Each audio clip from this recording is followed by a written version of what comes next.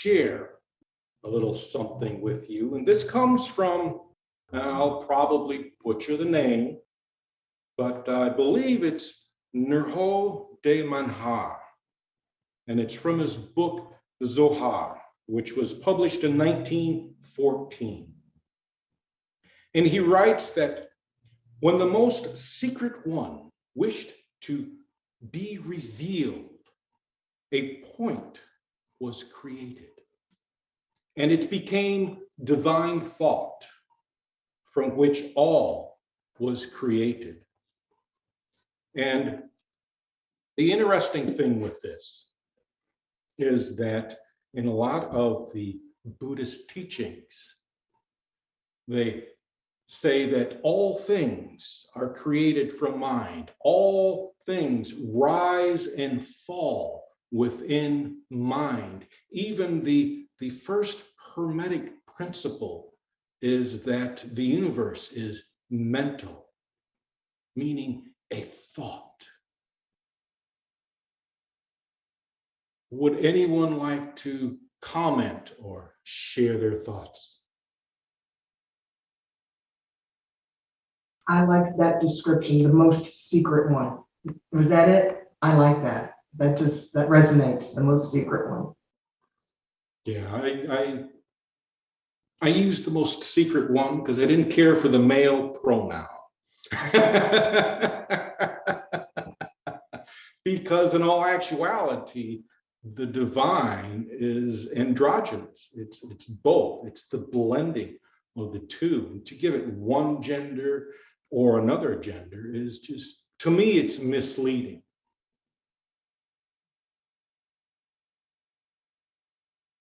Would anyone else like to comment?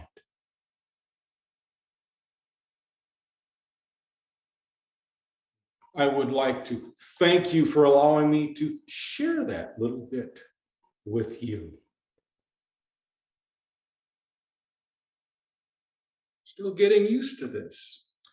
I'd like to share with you, as from J.J. Hurtak's The Book of Knowledge, The Keys of Enoch. We're going to continue with that, and we're exploring the fifth key.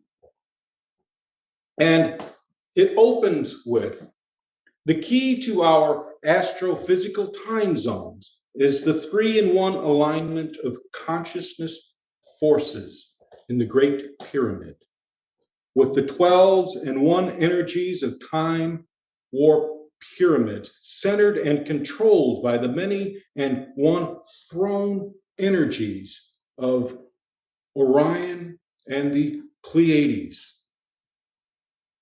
The alignment of consciousness and the Great Pyramid is very suggestive, because in one of the earlier keys, we talked about us being these pyramids of light and how we were vehicles of information.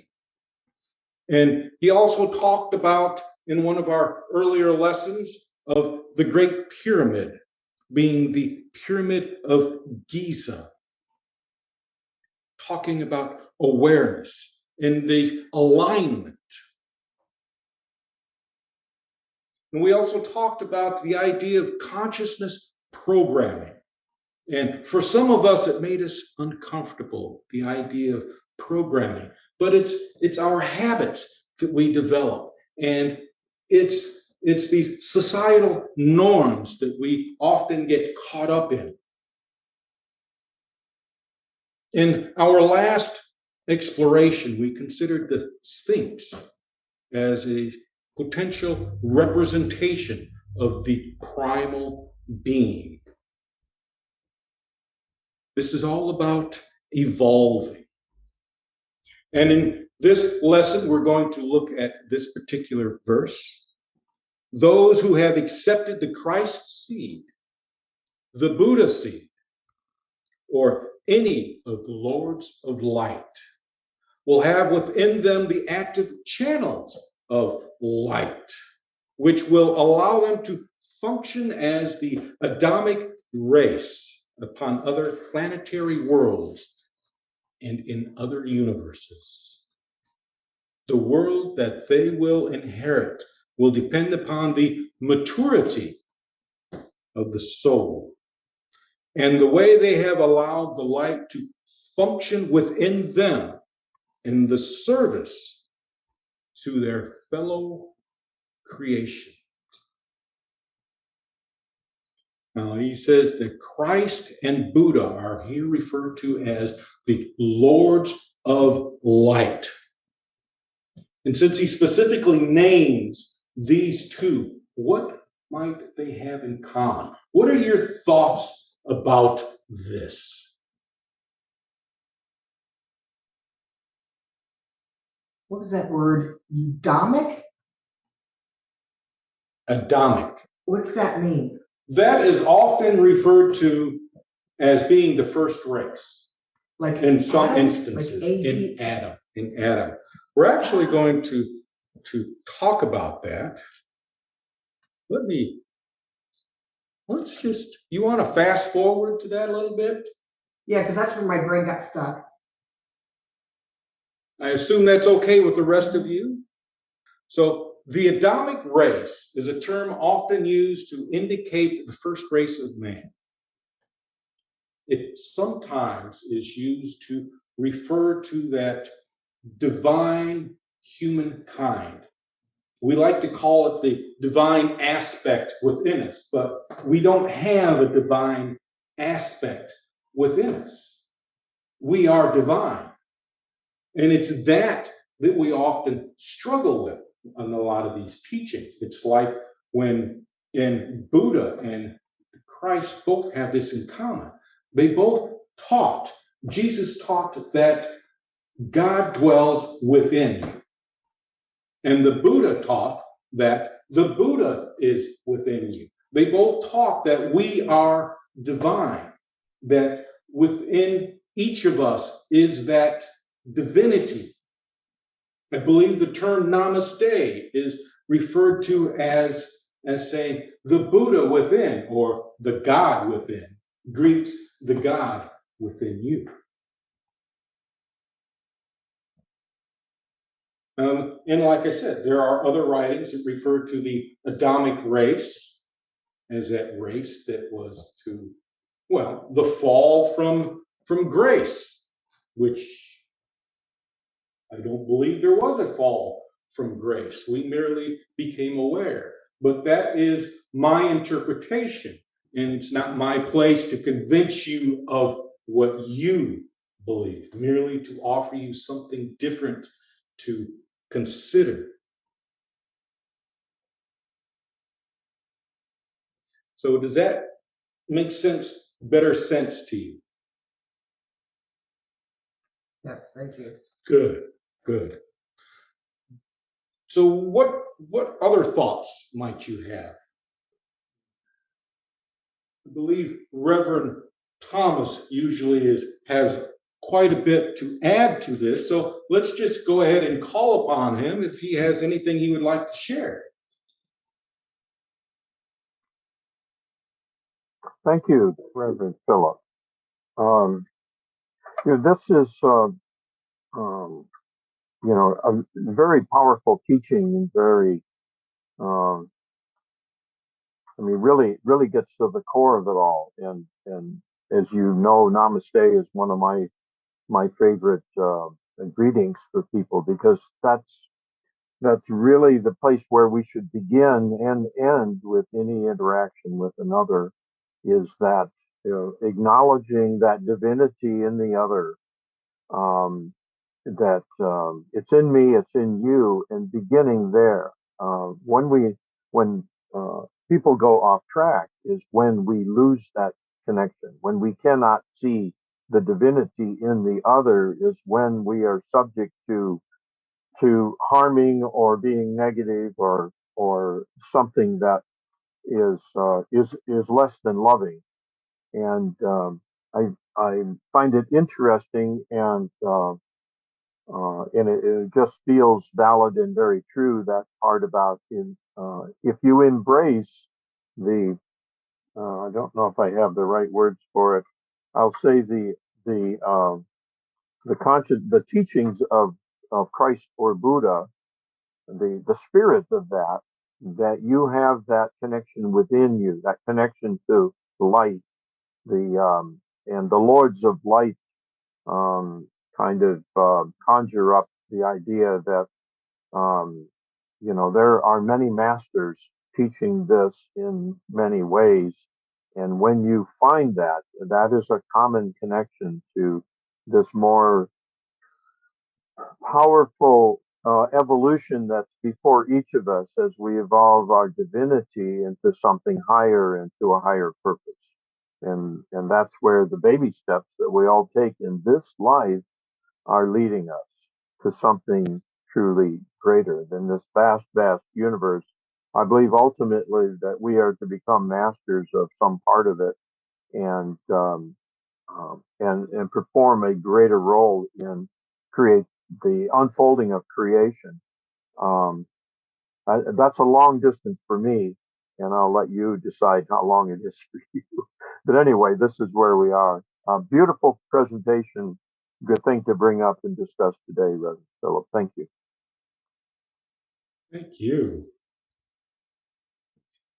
Yeah, the idea of any of the lords of light. This implies that there's others, and that Christ and Buddha are merely the examples that is presented, because they do have that common thread. They have that common thread that everything emanates from you, from us, outward. And when they talk about these active channels of light, now in our earlier lessons, we talked about light being a vehicle of information, and that nature, well, yeah, within nature, the plants communicate through light emissions. Cells communicate through light emissions. The neurons in the brains, in your brain firing, they are lights that are emitting. So when they're talking about this, they're talking about this information flow. And science has demonstrated that there is this information that is flowing, moving from this wall into me, moving from this lectern into me. And my information is moving from me into this lectern, into my notebook, into Ray, just as his energy is moving into myself. That's what he's talking about with these channels of light. It's this flow of information, frequencies, resonance, whatever term you want to use is applicable, so long as it implies flow. And the thing to keep in mind with nature is there is growth and decay, and both occur simultaneously. We cannot have growth without decay, and we cannot have decay without growth, because when that happens, and many of us choose to live in this fashion where we are neither moving forward nor moving backward, we're stuck. And when we're stuck, we're stagnant. We're not going anywhere until we realize what is happening. And then we can either move backwards or move forwards. It's not that we are continuously moving forward, because we're not. Every time we remember something, we're moving backwards. So there's that principle of flow, which is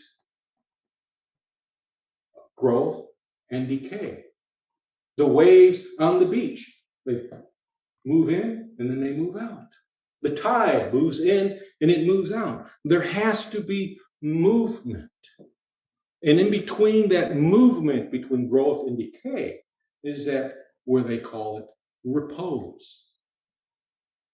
So in one of the Gnostic Gospels, Jesus talked about, and even the Buddha talked about, this point between the flow, between growth and decay, where nothing occurs. It's that moment where you can rest, and you rest essentially on the precipice between the two. In some of the Buddhist writings, they say this is the point of perfection. Myself, I think perfection is movement, because harmony moves to and fro. It doesn't stay in one side or the other. It's like the weather we're having right now. We've got these high temperatures, and then at night, what happens?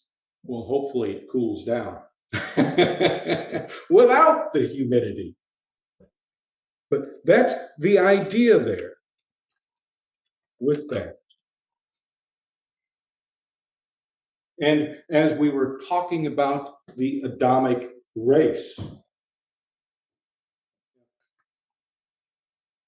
think of the Adamic race as the primal being. We all have this primal being that there are plentiful writings that are telling us to return to that primal being. And that primal being, remember earlier when I talked about that point, when the mysterious being chose to reveal itself, it began with a point. And from that point, everything was created. From that point, everything emanates. From that primal source, from that primal version of each of you, emanates what you are today, what you will be tomorrow, what you were yesterday. If you subscribe to reincarnation, it includes each of those incarnations as you emanate forth. And the thing about nature, we've got this principle of cycles. When we look at nature, we see everything occurring in a cycle. Growth is part of the cycle of decay. So eventually we work ourselves around until we're back to that primal being. So now I'm going to ask you, what might that primal being be like?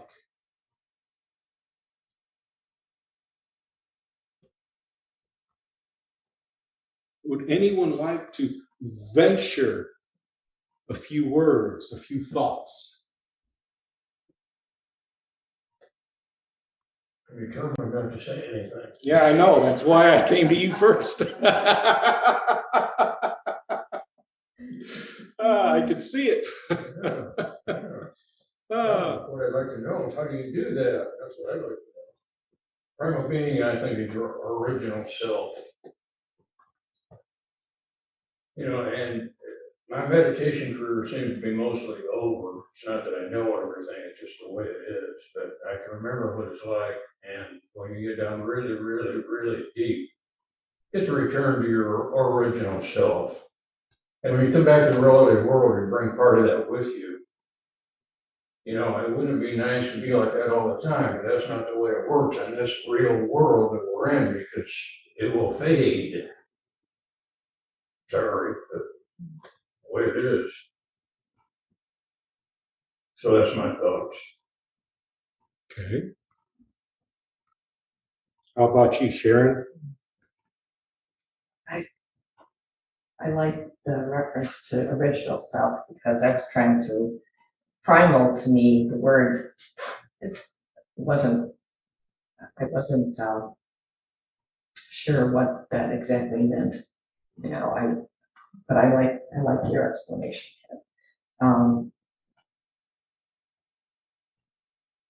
Maybe you're almost like a baby because you don't know anything, you know, you have to learn everything, so it's trial and error, trial and error. So you have to really, it's starting from the beginning. Yes.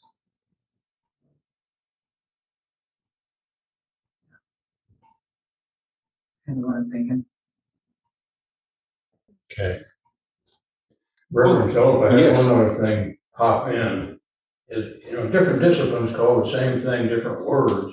Exactly. And like in Eastern thought, what we're talking about, primal being, they call it the ground of all being, capital B. And, you it's just another way to say the same thing. And, different disciplines shoot at each other for the last thousands of years over some little thing.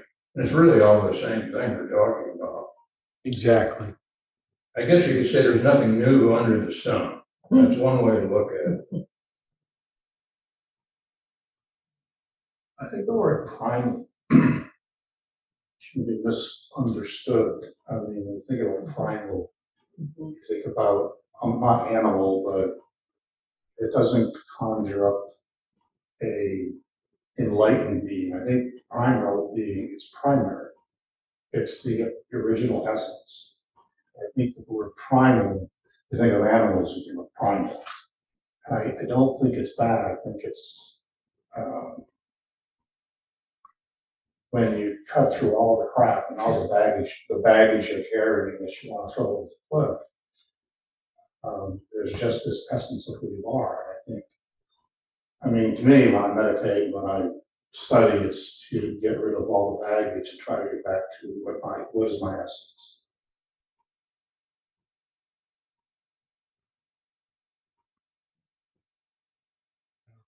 Pythagoras, let me see if I can recall this.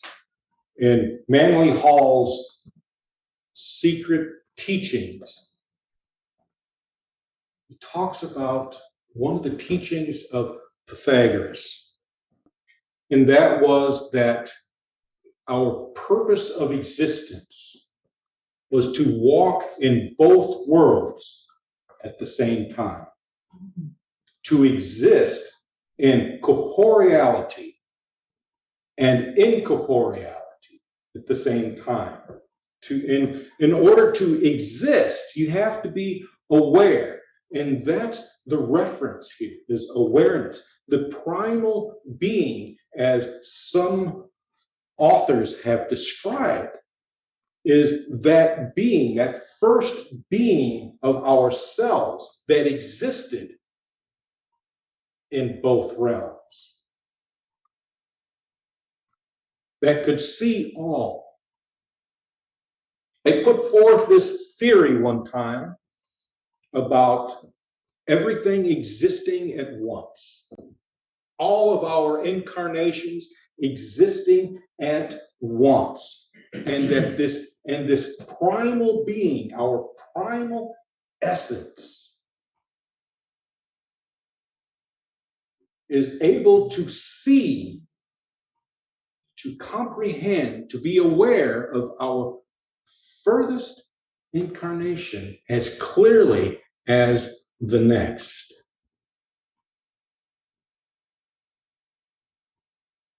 And since a point has no dimension, interestingly, everything must exist at the same time. And it's our perception that chooses, it's we who choose to experience this existence in a drawn out fashion. Just something to consider. I know the last time I threw this out, Ray said it was confounding. But that's think of it as the quantum self. And in the quantum realm, all things exist at the same time. And the other thing to keep in mind was there, and then it flashed out, was that we have quantum components in our brain. And it's those quantum components in our brain that allow us to, those times when we meditate and we share our meditation, and we say, it's like I was there.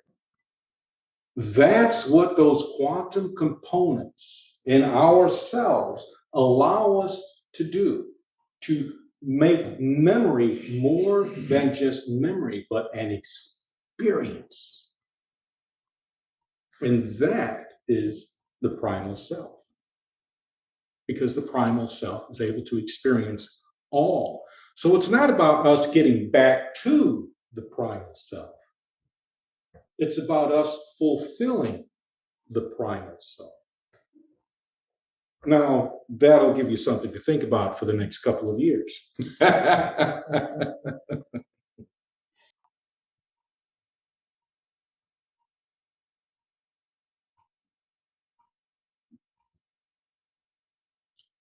So does anyone have anything they would like to ask or share? I'm good. I had a similar conclusion that that Ray did about the primal being. I just had written down I thought it was the essence of the spiritual self is what and that was what kind of what Raymond said too. So I guess we were kind of on the same page with that.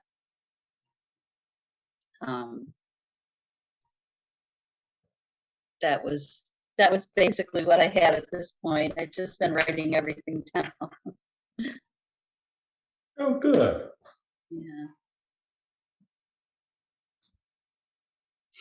So the book of knowledge, or rather, I should say, in the book of knowledge, tells us that those who are aware of the different frequencies, or whose soul will have matured to the point where they're able to act on this information received. Now we come here and we receive messages. And those messages, they come from someplace. We say they come from the souls that have moved on. Now, I'm not going to contradict any of that, but I might add something else, that there is this, again, this information in this quantum field, and we learn to tap into it. Remember, he wrote that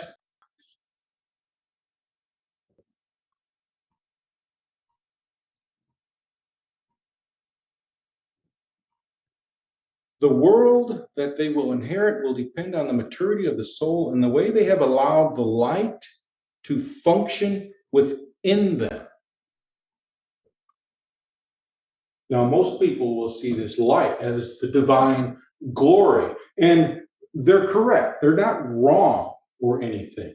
But we move past that surface, and the light is not divine glory. The light is that information that we are receiving that's moving from one to the other, from me to Sharon to Ken to Ray. It's think of a pinball machine. And as we mature,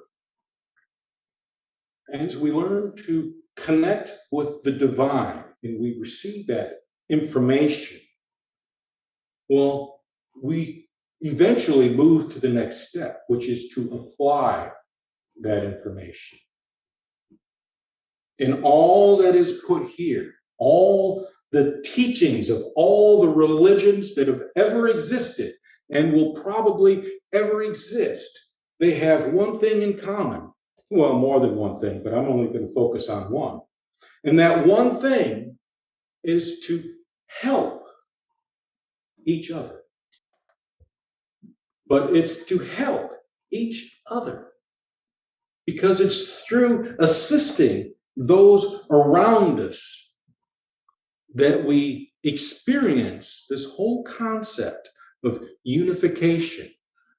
We experience this idea of being one with the divine because we are the divine. And when we are working with each other, when we are assisting each other, we are in the divine. And when we meditate, when we see with clairvoyance, when we see these panoramas and everything, we are seeing these other worlds, these other universes that is referred in here. So we're going to close this out. And does anyone have any last thoughts? Well, I shouldn't ask because I'm just going to call on you anyway. So that's kind of rude of me, isn't it? So I will begin with Sharon. Do you have any last thoughts to leave us with? Well, I like the last comment that you just made about all religions have the one thing in common, because I have never really thought about that way. And so if that gives us a reason to get up tomorrow morning, then good. You know, that's my last comment. Cool. Yeah, I want to send in a disclaimer about what I said because it didn't come out right. When I was talking about maintaining divinity after, a deep meditation, and I said something about it's difficult to do in the real world. Well, I should have said the relative world. You've got the real world and the unreal world, and we're trying to make it in the unreal world. Am I making any sense? Oh, yes. I think so. Yeah. Okay, this is not the real world. And Right. most of us understand this. Yeah. And I shouldn't have said that. I should have said the relative world. So Right, you got the absolute on one hand and the relative on the other. right. Because the Yeah, real trying to- reality, Navigate both at the same time. the real reality There. Thank you. is your reality, your internal reality. Ken is correct. There's the relative, and then there is the real, which is within. And in the Gospel of Thomas, when Jesus is telling them, or maybe that was the Gospel of Philip, I get the two confused. But Jesus tells them to make the inside the outside and the outside the inside. That is the primal being. The primal being is the outside and the inside blended. That's where we came from. So very good, Ken. Thanks And for the opportunity to get that straightened out. So I don't have to think about that on the way home. I yeah. say that. Oh. And Sandy, do you have any last thoughts? Well, I really thought the same thing Sharon said. I really liked the last comment. I wrote it down. It it it resonated with me. I really liked it. To experience, I like to help each other through assisting those around us. We experience the idea of the divine, and I just thought that was really profound. I really liked it. Good. Thank you. And Beth, any thoughts you'd like to leave us with? Just going back to our prime essence, the picture that came into my head, which I'm learning to trust more and more now, was that we come from, I see a ball of energy, a ball of light. I see twinkling and turning around and spinning. And then when you're talking about able to see all of our incarnations at the same time, I did. I saw all these little figures connected by a thread going out. And it's like, okay, I barely remember that life. I recognize.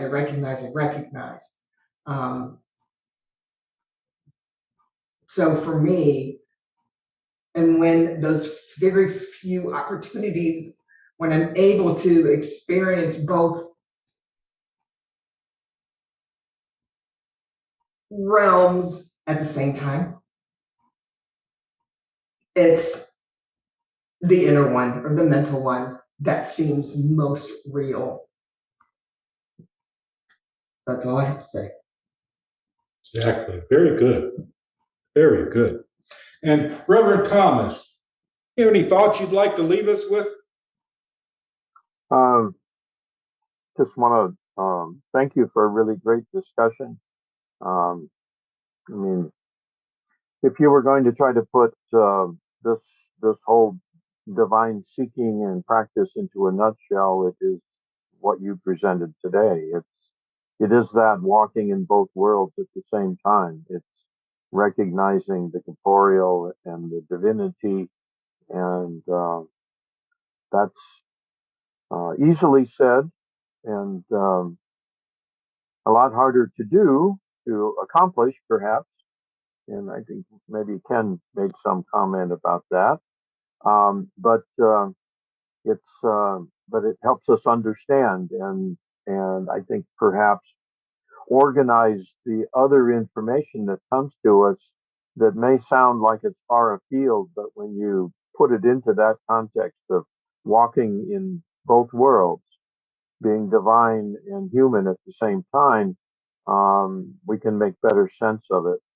And I've got to admire your boldness for stepping into this all points of time and existence being simultaneous. That is a very huge discussion, and I agree with your assessment on that. And anyway, kudos for you for bringing that up, throwing that out there, and being willing to do so. You can spend a lifetime pondering just that, but the other part of the discussion has been fantastic, and I thank you for that. So. Thank you. So I'm going to close with, through the acceptance of the Christ or the Buddha or the light seeds, we evolve. Through denial of the Christ or the Buddha or the light seeds, we remain stagnant, we remain ignorant, we remain dead. To live is to become part of the divine being. And I want to thank you for allowing me to share that. And I want to thank all of you for sharing your thoughts with us. Thank you and God bless.